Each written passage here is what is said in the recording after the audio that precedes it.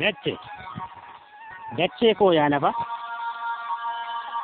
Dachee koo yaa lafa.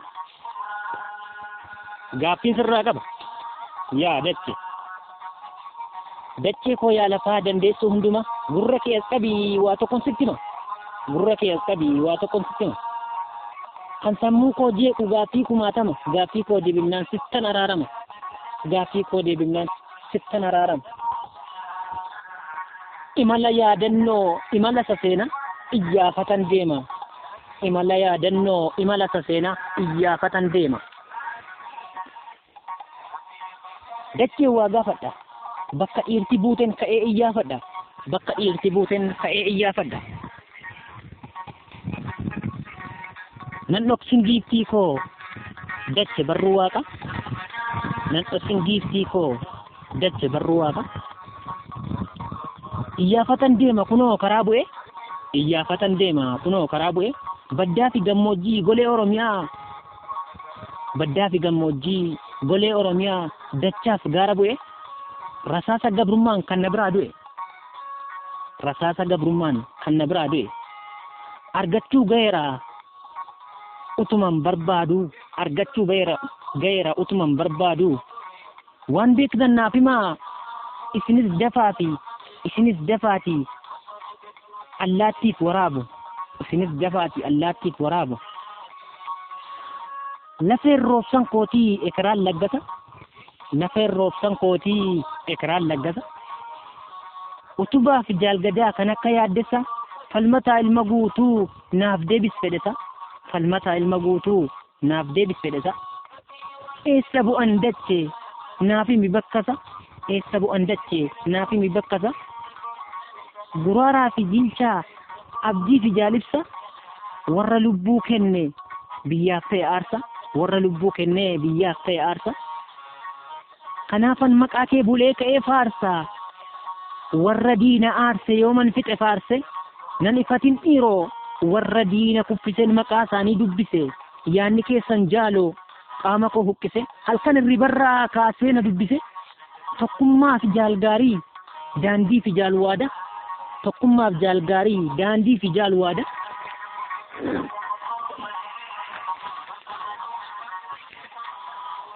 Kan akka jaalmaatii jaarraaf injifannoo. Eessa bu'an dachee umrii isaanii guutuu kan baatan hidhannoo. Umrii isaanii guutuu kan baatan hidhannoo. Warra xumurate ulaagaa gootummaa. Simtuu kaayyoo tikse jalqabaa hanga dhuma. Sharaftanii hin beektan kaayyoo isaa gonkuma. Kan sharafee hin beekne kaayyoo isaa gonkuma. Kanaafan callisee qofaa koo guunguma. Seenaan keessan dhiiroo yoom himamee dhuma. Seenaan keessan dhiiroo yoom himamee dhuma. In sarmuuf jaalsanyii xiiqiidhaa fi guddee. Yaa shamarran waboo diina garaa gubdee. Hooraalii wayyaanee boombiidhaan daarsitee diina ishee aarsite. Goonni shamarranii seenaa galmeessite. Kan akka fincilaa jawweef boonsaa dhabnee. Yaadache. Aboo dache. Kana waliin nu nyaattee deejaboo. Waliin nu guurte. Guddaadhaa fi xiqqaa yoom haddaan filatte. Ilmee mucaa xiqqoo akkamiin fudhatte. Ilmee mucaa xiqqoo akkamiin fudhatte. Goota akka calaqqee jaal diimaa baadhamnee. Bilisummaaf dachaas jaal buqqistoo meerre. Kan akka qaqqabaa qabsoo sabaaf jecha mee qaqilee nyaatte.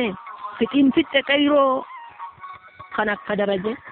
Fixiin fixe qayroo kan akka daraje. Baqqaluu yaadadhee yooman si dagadhee malkaa dabalatte. Wareegama qaalii lafarra harkifamte. Mee xiqqoon siif hima gootummaa baqqaluu kan galeef haa galu. Alaabaa Oromoo ibsituu dukkanaa kan lubbuun goototaa irratti harte imaanaa fudhattee waggaa 27 garaa dachee keessaa kabajaan dhoksite. Awwaaltees gonkumaa yoom biraa deebite. Awwaaltees gonkumaa yoom biraa deebite. Akkam nagaa bultee yaa handhuura gootaa. qaroo sabboontotaa jettee bultee kaatee osoo mukuu baastu rimni osoo hin tuqin abbaan haqaa dhumnaan haqatti galchite osoo bultee hin oolin baqqaluu koo wajjin dirqiin gargar nu galchite.